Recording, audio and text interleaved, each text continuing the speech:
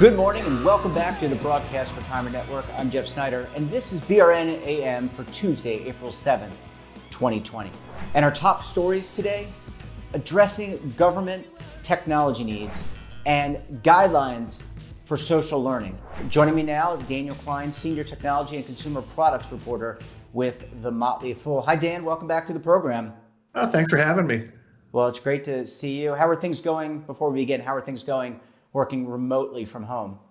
Here's the thing. Things are good. My wife and I are both lucky to be working. We're actually busier than ever. Our son has started pretend school, so at least a little bit of distance learning to keep some of his time busy. One of the things we did, and I think it's a good tip for anyone, if you find a lot of you working from home, and it's stressing out your internet. I know my building has shared internet. One of the ways to max your connection, I think last week we talked about plugging into your router. That's obviously not easy for everybody. A lot of routers are in basements. So what we did is we bought what's called a mesh router. We bought one from Eero, which is an Amazon brand, and it's two different router boxes. It plugs into my main modem router, and I created a new network, and it's about 10 times faster than my previous network. There's a number of mesh routers out there, so I'm not recommending one over another, but obviously buying from Amazon gave me some confidence, and I was shocked. I've been doing live video for Motley Fool from my office because my co-working space is closed, but I have access, and I'm the only person in there, so it's a safe space. But lugging equipment back and forth is not all that fun.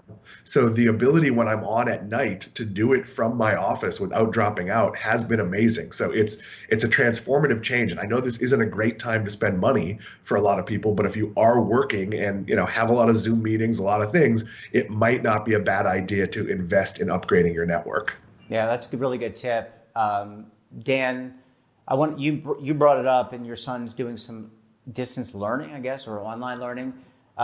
This is, I don't know, I want to say a kind of a newer trend. And some states, I'm really surprised by this, some states don't even have programs in place today for distance learning. And I wanted to get your perspective on this because I just find that odd. So for full disclosure, I spent a lot of years as a consultant for a website for K through 12 teachers. So I have a little bit of a background in the space. And schools in most places are not very forward-looking. There did not appear to be much of a plan here in Southern Florida for distance learning. And that seems odd to me because you would think in areas that are hit by natural disasters that could make the school building inaccessible, but not necessarily, for much longer than the students wouldn't be able to get back to work. And other issues like, what if you have someone in the class that has immunity issues and can't be around other kids? It is such simple technology to set up. Our schools are already using Google Classroom for assignments, so at least there was some ability to get assignments to kids, but they hadn't done a technology survey, so they didn't know what people had at home. There was no plan to get laptops, tablets, whatever it is, into people's hands. The teachers weren't trained. It feels to me like you could devote a day or two a year with all of these random days off they have for teacher development in teaching them pretty basic technology, whether it be Skype or Microsoft Teams or Zoom or whatever it is, and getting them prepared for the eventuality that this will happen. And frankly, some things like, why are parent-teacher conferences not done over Zoom as an option? Like, I really have to leave my office, drive somewhere, and to spend 20 minutes with the teacher, which isn't good for anybody. Like, it would make a lot more sense. You could see a lot more people with a lot less inconvenience. So I feel like schools have kind of dropped the ball. Now I'll bring it back. They figured it out, and they adapted very quickly. We were off for a week. One of those days was an election day, so they were going to be off anyway. They were off for school vacation week. And then the Monday, which originally had been a vacation, but they had canceled that because I think they forgot about election day. Monday, the teachers prepared, and Tuesday, they were up sort of doing stuff. I'd say my son has like 2.5 to 3 hours of somewhat useful work. They've already said the grades don't matter. Seems really hard to motivate kids when there's no incentive there. I feel like they could have at least said, hey, the grades are frozen, but if you do this, you can raise your average 5 points, and something to make it, sort of valuable or worth their while. I'm sure other states are doing better. I'm sure some states are doing worse. Yep. But I do feel like as a nation, we have to figure out every home needs internet access. That's something that's going to get better as 5G comes. And there's more ability in rural places to have sort of options for internet access, but there are pockets of the country where access isn't good. There are obviously people who can't afford internet access. And while there are programs for that, maybe they need to be administered better so people know how to get them. Schools should certainly be working out how to get computers and tablets and whatnot in the hands of students. And I know my son has had every version of it. Some places he's been given a laptop, some places a tablet, some places nothing. That feels like it should be a national priority. The idea that we're still handwriting things, as someone who is a writer who can't sign his name, the idea that we're still handwriting things is absolutely absurd to me. Yeah, and we're not trying to cast aspersions here. I just think it's interesting, right? We've had snow days, at least in the Northeast and climates where there's snow. You wouldn't obviously have snow in the West Palm. So, you have been dealing with kids who don't go to school for various reasons, or hurricanes, maybe in the case where you are. And so it seems to me that there's some planning that needs to happen. Obviously, no one can plan for what we're going through now. So we're not trying to say that anyone did anything wrong. It just seems like this needs to kind of move up the prioritization level. It's the broader issue. It's not the sort of, well, of course, like nobody saw this coming. Like this is a hopefully once in a lifetime terrible thing. And yeah. I hope that a few years from now, when everything is going great, that this becomes like those of us in the Northeast who lived through the blizzard of '78. I was 5, so I don't remember that much of it. But, it was the first time everything shut down for weeks. There was just so much snow. I was in Connecticut during an ice storm where I lost power for about 8 or 9 days. Yeah. My wife and son went to my mother's, who had power in Massachusetts, but some people were without power for 2 weeks. And you remember those things, and obviously you can't go to school without power, but sometimes one snow day is not a big deal. But if you run into a winter where you have 4 or 5 snow days, it pushes you back. It screws up summer camp schedules. It interferes with parents who've paid for vacations and things like that. It is not that big a deal to have the technology to say, if it's going to be more than 1 snow day, we're going to have online learning days. Or if you wake up in the morning and you don't feel well, but you're still functional, hey, you can log into school digitally that day. Putting, a decent web camera is like $30. Most schools have internet. It is not particularly difficult to outfit classrooms. And I'm not saying we're going to do it all at once, but where is the 5-year plan, the 10-year plan, whatever it is, to teach, to add these capacities, to eventually really have a full digital. What if a kid is battling cancer or something, or gets a transplant and they can't be in the classroom for a year? They shouldn't have to miss out, because this is simple technology. I mean, my life has gone fully digital. It was already pretty digital. I mean, I choose to visit my office because I like to see people and maybe have dinner with them, which is hard to do digitally. But for the most part, there is, the ability to do this, and we're seeing all sorts of awesome digital stuff out there. Yeah, and so it's time. I think there must be a plan. I think it's time to dust that off. Dan, last question. We've got about a minute left in this segment. Parents who are home with their children, and you have a 16-year-old, so obviously he is motivated and can do things. But for the younger set, it's got to be a juggling act, right? To put them down and what do you change? You ever see the Little Rascals episode where they take the kid and they put glue on his rear end and they stick him down? He's like the kid who says "remarkable." I'm dating myself, but say I've never seen the Little Rascals. Oh my gosh. Okay. Anyway, but how do you keep those kids? You can't chain them down. How do you get their attention? I mean, that's got to be a challenge for parents. Yeah. So this is a big problem. I totally understand the idea of giving kids some work to keep them occupied. That work should largely be to occupy kids who are old enough to do the work themselves. Yeah. Parents should have to be involved in the setup. So for younger kids, there should be story time. There shouldn't be make a collage that mom has to do. I have a colleague, a very valuable writer, I would say her work is literally important in this time, who has 3 kids at home, 2 of them who have work to do from school, from kindergarten age school, that she has to be involved in. And that's this weird idea it's placing too much importance on school.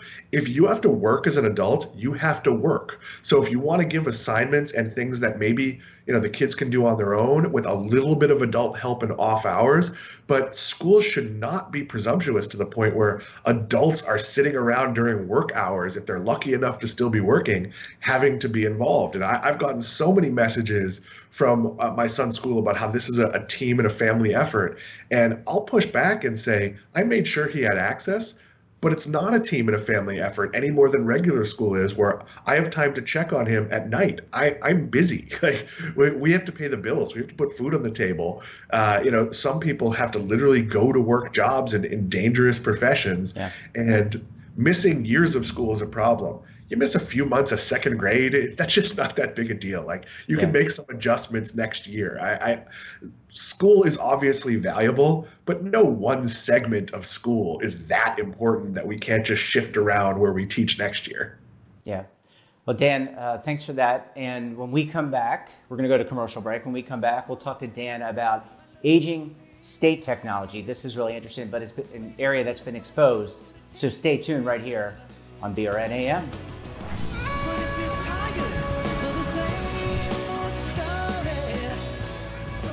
Imagine a new television network that will make you richer, healthier, and in control of your financial future.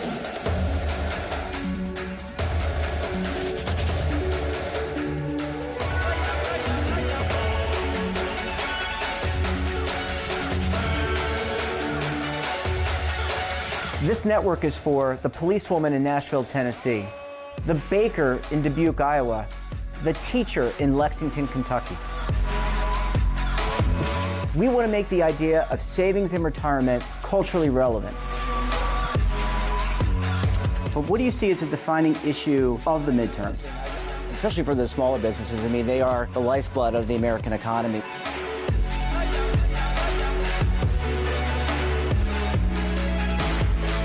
Featuring exclusive interviews, current affairs, and docuseries. 33 years old, you retired early. The philosophy is money only matters if it helps you live a life that you love. But you got to start thinking about retirement as soon as you get in. The Broadcast Retirement Network will drive very high engagement with premium partnerships. So this isn't retirement and savings for your parents or grandparents. This is for all Americans. And we're going to change the way you think about money.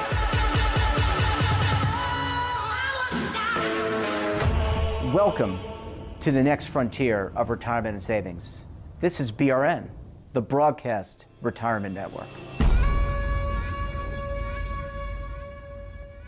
The windows on our homes, they protect us and the ones we love, but they do much more. At Renewal by Andersen, making your home more comfortable is at the center of every window we make.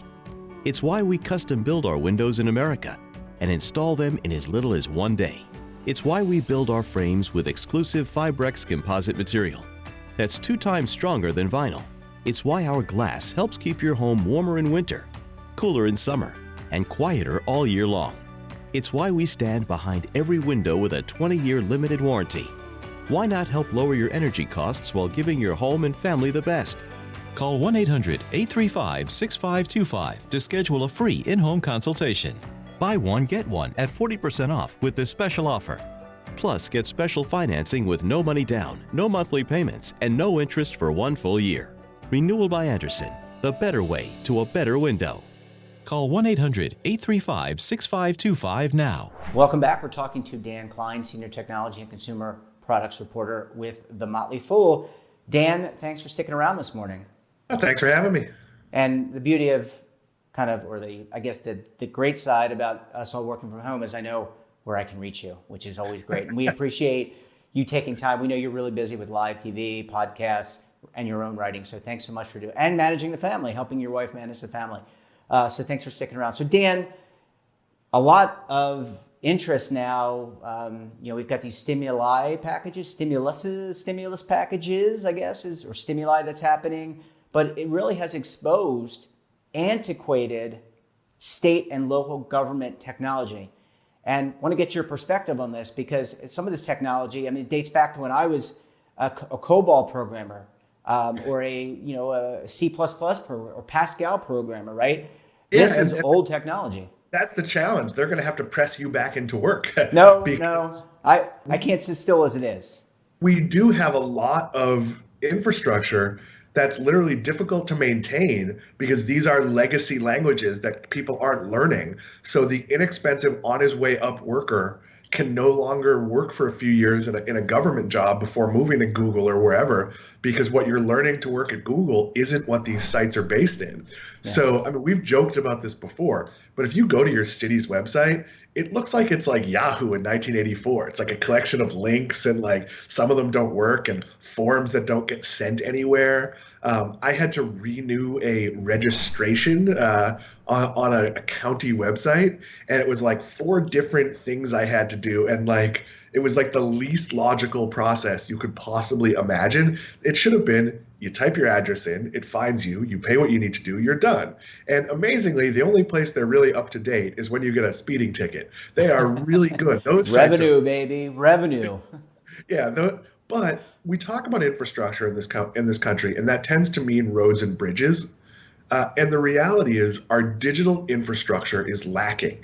No one wants the IRS to have better technology, but until you have a question for the IRS, there is so much that could be done in terms of how we keep track of where everyone is, and not in a sinister way, but look, they're going to send stimulus checks out, and their method for doing that is to assume you live where you did last year and that you made what you made last year. That is not a great system. Most of the benefits portals are being overwhelmed by people who are filing for unemployment. This is something I'd like to talk about. Please stop watching the numbers where they say, oh my God, there's 10 million people who filed for unemployment. That is true.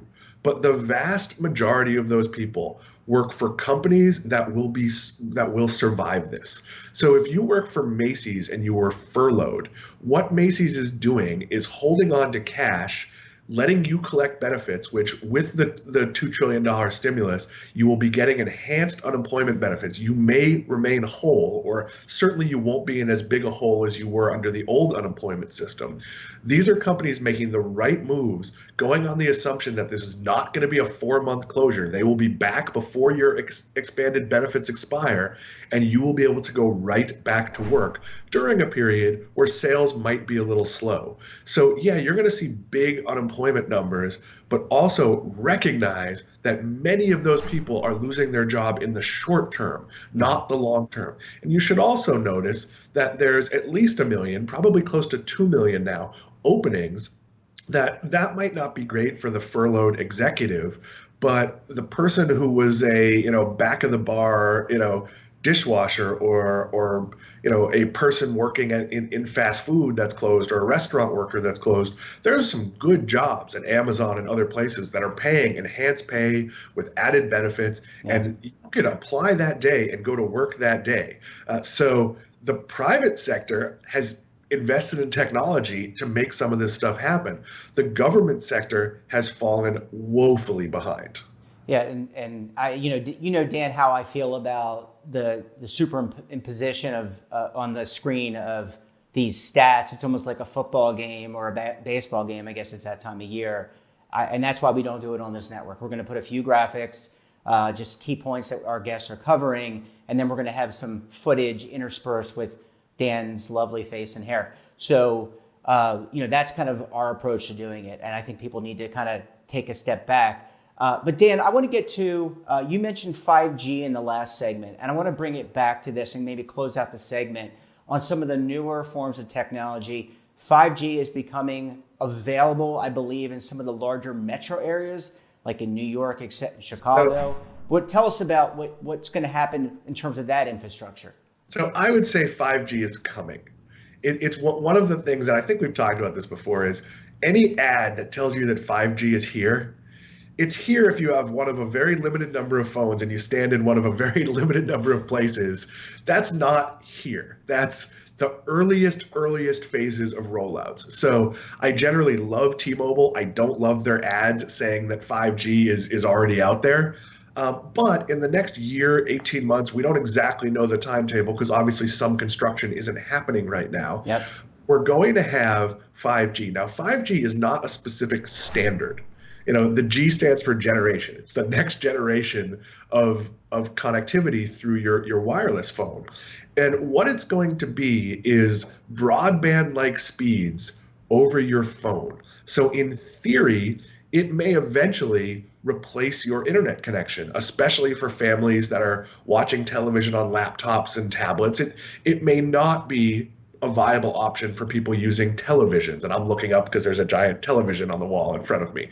But for the younger generation that's using their phone for everything and already watches Netflix on their phone, it will absolutely be a game changer. For people who live in places where maybe they only have a choice of one cell phone provider, not that they couldn't pick another, but maybe they only get a signal from one of what is now the big three, because Sprint and T-Mobile are now one company as of a couple days ago, they might find, oh my, 5G 2 years from now is here. And previously I had to have very clunky, maybe DSL internet or even satellite internet. My family home in New Hampshire has satellite internet. Maybe we would find, oh, T-Mobile added some service here. We can get 5G. That's going to be far down the line, but that might be a better option using my phone as a hotspot than using the pretty slow satellite service. So you're going to see a change, and this is going to be the first major disruptor for the cable industry that has survived on the backs of, yep, we're cutting the cord with cable. Those numbers are accelerating, but more and more people are buying internet connections, and oh, what a surprise, those prices have gone up. Yeah. You're going to see 5G. You're going to see there's satellites going up in the air, a couple of different companies that are trying to blanket the country with satellites for internet service. So it might take 2 to 3 years. The next iPhone may not even be 5G compatible. Maybe some of them will be at the highest end. Maybe the entry-level models won't. But eventually, this is going to be something that is a game changer. Because I know when you're traveling, and you mentioned I take a lot of cruises, and I do, if you're in, say, the Bahamas, T-Mobile will give you free 2G internet. And 2G internet is fine if you want to download an article to read, and it works like an old AOL page where it slowly downloads. Not a viable option if you want to watch a YouTube video. But if you have 3G, it's a little better. Maybe you could watch a music video for 3 minutes. Might take 30 seconds to start playing. When you get to 4G, which is offered a lot of places, I know you and I have both watched movies on our phone, or I've downloaded movies, in a cab on the way to the airport to watch on the plane. Probably not a cab, probably an Uber. So this stuff is coming, and what you want to be aware of is if you're buying devices and you live in a sort of major metropolitan area, you want to think about 5G compatibility. So you may hold off on buying a new phone until they start to be widely available 5G phones. If you travel a lot, it's probably the best idea to wait until you get something. And these are going to be the higher end, more expensive phones, but pretty quickly, it's going to be most phones. Yeah. Well, yeah, I mean, that's really important news about the 5G, the improvement in infrastructure. And I think just based on what we've learned over the last few weeks, there's obviously areas to improve the way government at the state and local, and even the federal level work, and incorporating these newer technologies seem to be a higher priority given the circumstances. Dan, always a pleasure chatting with you. Thanks so much for making time out of your day. Stay safe, and we'll talk to you again later on in the week on the podcast. Thanks for having me. And that wraps up this episode of BRN AM. Have a financial topic or someone of interest that you think we should talk to? Drop us a line. And don't forget, for all the news in retirement, markets, technology, personal finance, and so much more, check out today's edition of The Morning Pulse. So until tomorrow, I'm Jeff Snyder. Stay safe, keep on saving, and don't forget, roll with the changes.